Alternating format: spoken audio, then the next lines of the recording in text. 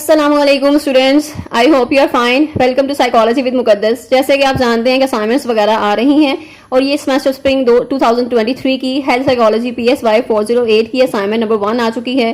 Due date इसकी 22 है 5/2023 और मार्क्स इसके 15 टोटल मार्क्स हैं। इसके असाइनमेंट ऑब्जेक्टिव को रीड करेंगे। आप जानते हैं कि मेरा मेथड जो है वो सबसे अलग है और मैं असाइनमेंट्स को सोल्व कैसे करती हूँ, आपके कॉन्सेप्ट्स वगैरह आपको समझा कर कि कौन सा उस पर कॉन्सेप्ट बताया गया है, ठीक है, उसको हम कैसे सॉल्व कर सकते हैं, क्या उसका मेथड है सॉल्व करने का। अगर मैं आपको जस्ट आंसर बता देती हूँ, आंसर भी बता सकती हूँ मैं आपको, लेकिन आंसर बताने का कोई फायदा नहीं है। जब आप उस आंसर को देखेंगे तब आप कंफ्यूज भी हो सकते हैं। आपके पास कोई उसमें रिलायबल सोर्स नहीं होगा। आप कहेंगे कि ये मेरे पास जो है वो आंसर आया है, तो इट मीन्स अब इसमें जो है वो कुछ गलत भी हो सकता है, कोई एरर भी आ सकती है, कोई मिस्टेक भी हो सकती है, या फिर ये रॉन्ग भी हो सकता है। तो आप इस तरह डिफरेंट मतलब सोचेंगे। लेकिन अगर आपके पास एक ऑथेंटिक जो है वो आपके पास नॉलेज होगा, आपके पास कॉन्सेप्ट होंगे उसके, तो आप कह सकेंगे कि जी ये आंसर है और इसके पीछे ये उसका कॉन्सेप्ट था, इस वजह से ये आंसर आया है। इसी वजह से मैं उसका कॉन्सेप्ट जो है वो क्लियर कर देती हूँ और ये कॉन्सेप्ट्स का ही आपको फायदा होगा। अब साइकोलॉजी आप पढ़ रहे हैं, अगर साइकोलॉजी में आप कॉन्सेप्ट्स अपने क्लियर नहीं करेंगे तो ये चीज़ आपको प्रैक्टिकल फील्ड में कोई काम नहीं आएगी। इसका कोई फायदा नहीं होगा आपको। ये सिर्फ क्रैमिंग करने का या फिर ये आपके अच्छे CGPA लेकर आने का कोई फायदा नहीं होगा जब तक आप उसको प्रैक्टिकल में, जब आप उसके कॉन्सेप्ट्स क्लियर नहीं करेंगे, उसको समझेंगे नहीं। इसीलिए आपको ये वीडियोस शेयर की जाती हैं और वीडियोस लेंथी भी हो जाती हैं और उस पर जो आपके कमेंट्स होते हैं उस पर थोड़ी सी मुझे कंप्लेन है कि जो बंदा आपके लिए इतनी एफर्ट कर रहा है, या असाइनमेंट्स आपको फ्री सॉल्यूशंस मिल रहे हैं, असाइनमेंट्स के GDBs के जो आपसे शेयर किए जा रहे हैं, और इस पर आपको कोई अमाउंट नहीं पे करनी पड़ रही, यानी आप बाहर से इसके बनवाते हैं सॉल्यूशंस या फिर असाइनमेंट वगैरह बाहर से बनवाते हैं तो आपसे ये पेमेंट ली जाती है, 200 पर असाइनमेंट लिए जाते हैं। यानी यहाँ पर आपको सोल्यूशन प्रोवाइड किए जा रहे हैं। एक तो उसका प्रॉपर जो है वो नॉलेज शेयर किया जा रहा है आपसे, आपके कॉन्सेप्ट्स क्लियर किए जा रहे हैं और उस पर आपके कमेंट्स क्या आते हैं कि आपने वीडियो देखी, वीडियो थोड़ी लेंथी हो जाती है। लेंथी इसी वजह से हो जाती है क्योंकि उसमें आपको बेसिकली समझाना मकसद होता है कि आपके कॉन्सेप्ट्स क्लियर किए जाएं, फिर आपको वो आंसर शेयर किया जाए, आपको बताया जाए कि ये उसका आंसर है और उसका रीज़न ये है, उसका कॉन्सेप्ट ये है, इसी वजह से ये आंसर है। तो ये चीज़ करने के लिए फिर उस पर टाइम जो है वो लेंथी वीडियो हो जाती है, टाइम थोड़ा रिक्वायर होता है उसके लिए। आपके कमेंट्स माशाल्लाह से आते हैं, जी आपका टाइम वेस्ट हो गया, यानी आप अप्रिशिएट करने की बजाय आप कह देते हैं जी हमारा तो टाइम वेस्ट कर देता, हमारी मतलब इतनी लंबी वीडियो थी, कुछ समझ नहीं आई। यानी आप वीडियोस को स्किप करके देखेंगे जब आप उसको समझना ही नहीं चाहेंगे, आप बस उसमें से आंसर फाइंड आउट करना चाहेंगे कि आंसर किधर बताया है, तो आप उसको स्किप करते रहेंगे बार बार वीडियो को। यानी आपने उसके कॉन्सेप्ट को समझने की कोशिश ही नहीं करनी, तो कहाँ से आपका कॉन्सेप्ट क्लियर होगा, आपको आंसर कहाँ से मिलेगा? फिर तो ऐसे ही होगा ना। यानी आपका जो टाइम है बहुत जो प्रोडक्टिव टाइम है, यानी आपका अगर आप ड्रामा देखते हैं, जो कोई मूवीज देखते हैं, तो फिर आपका टाइम है वो वेस्ट नहीं हो रहा। जब आपको कोई कॉन्सेप्ट समझा रहा है तो आप कह देते हैं जी हमारा टाइम वेस्ट हो गया। तो आपको तो किसी ने मजबूर नहीं किया कि आप वीडियोस देखें, अपना टाइम वेस्ट करें, या फिर गन पॉइंट पे तो आपसे कहा नहीं जा रहा कि वीडियो आप कंप्लीट देखें।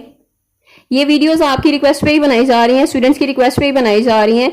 सो आई अप्रिशिएट कि आप जो एफर्ट्स हैं उनको आप अप्रिशिएट किया करें, ठीक है। आप जो स्टूडेंट्स हैं, जो काफ़ी स्टूडेंट्स जो अच्छे भी स्टूडेंट्स हैं उस तरह के अप्रिशिएट करते हैं तो बहुत अच्छा लगता है, एक मोटिवेशन मिलती है अपने चैनल के लिए और उसको आगे फर्दर कंटिन्यू करने के लिए। और ये एफर्ट्स किए जा रहे हैं, आपके लिए किए जा रहे हैं। बेसिकली मेरा पर्पस भी यही था कि अपने कॉन्सेप्ट्स भी क्लियर किए जाएं और अपना जो नॉलेज है वो भी शेयर किया जाए और जितने भी कॉन्सेप्ट्स हैं उसको समझा जाए साइकोलॉजी के। और एज हम जो साइकोलॉजी पढ़ रहे हैं तो अच्छे साइकोलॉजिस्ट बने फ्यूचर में और हमारे लिए ये चीज़ काम आए।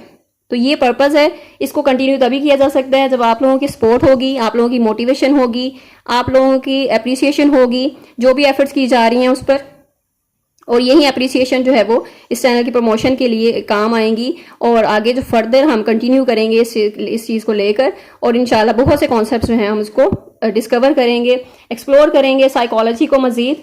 और आई होप सो कि आप लोग सपोर्ट करेंगे एंड इस तरह की जो एफर्ट्स हैं जो भी उसमें, और वीडियोस को लाजमी शेयर किया करें, बाकी स्टूडेंट्स में भी शेयर किया करें। और कुछ स्टूडेंट्स इस तरह के होते हैं जो कि जहमत ही नहीं करते कि वो लोग जो हैं वो उसको कर सकें, सब्सक्राइब कर सकें चैनल को, या फिर वो बेल आइकन प्रेस कर दें कि नई वीडियोस उनको मिल जाएं।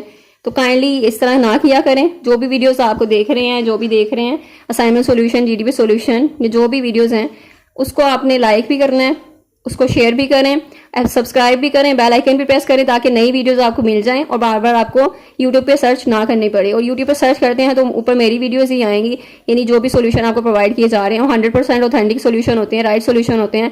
प्रॉपर रिसर्च करके मैं नॉलेज जो है वो अपना शेयर करती हूँ, उस पर कॉन्सेप्ट वगैरह आपको समझा के एंड देन असाइनमेंट सोल्यूशन आपसे शेयर किया जाता है। चलते हैं अपने इस असाइनमेंट के सोल्यूशन की तरफ। फर्स्ट ऑफ ऑल बेसिकली जो मेन जो मैं शुरू करती हूँ चीज़ वो आपके कॉन्सेप्ट से ही है। फर्स्ट ऑफ ऑल आपने ये क्वेश्चन को अंडरस्टैंड करना होता है कि उन्होंने पूछा क्या है एंड देन हम उसको आंसर करते हैं। लाइक उन्होंने असाइनमेंट ऑब्जेक्टिव दिया है आपका कि इसकी जो सक्सेसफुल कंप्लीशन पे इस असाइनमेंट की स्टूडेंट्स जो हैं will be able to better understand the different dimensions of wellness. Health psychology में डिफरेंट जो है वो डायमेंशन दी गई हैं वेलनेस की, प्रॉपर यानी कि एक डेफिनेशन बताई गई है प्रॉपर हेल्थ की। जो वेलनेस है यानी डिफरेंट वे से होती है, डिफरेंट डायमेंशन हैं उसकी, जो फिजिकल डायमेंशन है या आपकी इमोशनल डायमेंशन है, सोशल डायमेंशन है, तो हर डायमेंशन से हमने हेल्थ को ऑब्जर्व करना होता है और वेलनेस को अपनी ऑब्जर्व करना होता है। अगर ये सारी डायमेंशन जो हैं इसमें हम हेल्दी होंगे तभी एक हम कह सकते हैं कि हम एक हेल्दी जो है इंडिविजुअल हैं। तो ये चीज़ है, ये डायमेंशन होती हैं वेलनेस की, जिसको डिस्कस किया है उन्होंने चैप्टर में भी, आप इसको रीड कर सकते हैं। एंड देन डिस्क्रिप्शन बताई गई है उन्होंने डायमेंशन की वेलनेस पे, और उसको देखते हुए आपने उस डायमेंशन का जो वेलनेस की डायमेंशन है उसका नेम मेंशन करना है। तो बहुत इजी है ये, इसको रीड करें। फर्स्ट स्टेटमेंट है जैसे डायमेंशन है वेलनेस की, deals with genetic inheritance, nutritional status, fitness level, body composition and immune status.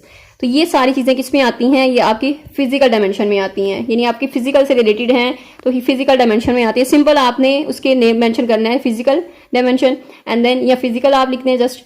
Second statement है dimension of wellness means the capability to use information in a rational way to solve problems and grow.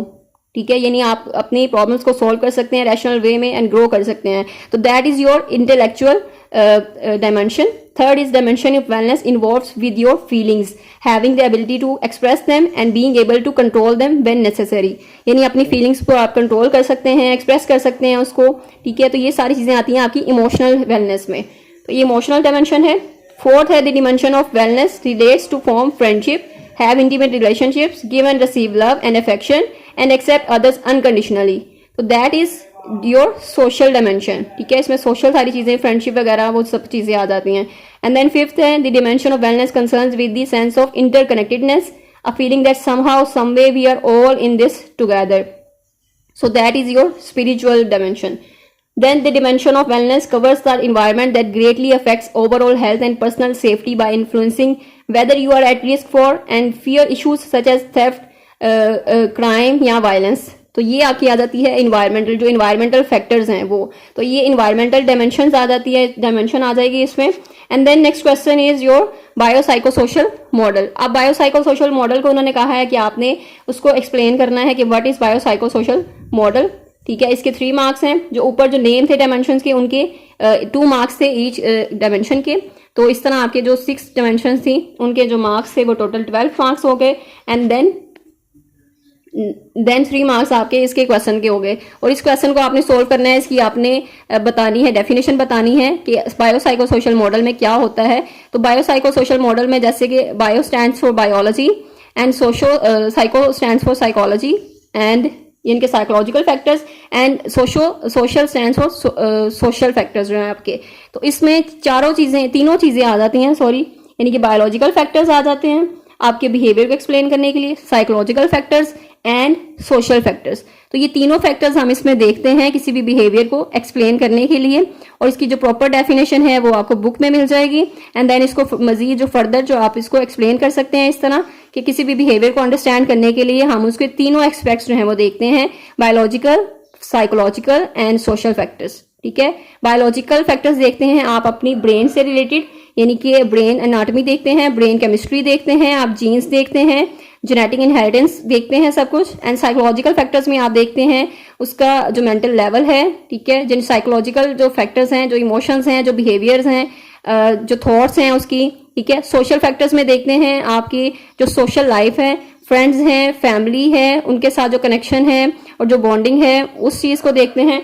तो ये है आपके तीनों जो factors हैं, ये तीनों फैक्टर्स मिल के ही आपके जो बिहेवियर को फॉर्म कर रहे होते हैं हम, इन साइको जो बायो साइको सोशल मॉडल है, तो इसका पर्पज यही है कि तीनों फैक्टर्स को देखकर जो है वो हम किसी भी ह्यूमन बिहेवियर को एक्सप्लेन करने के लिए तीनों चीजें देखते हैं।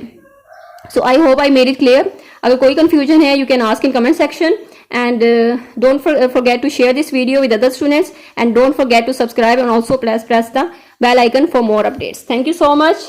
Allah Hafiz.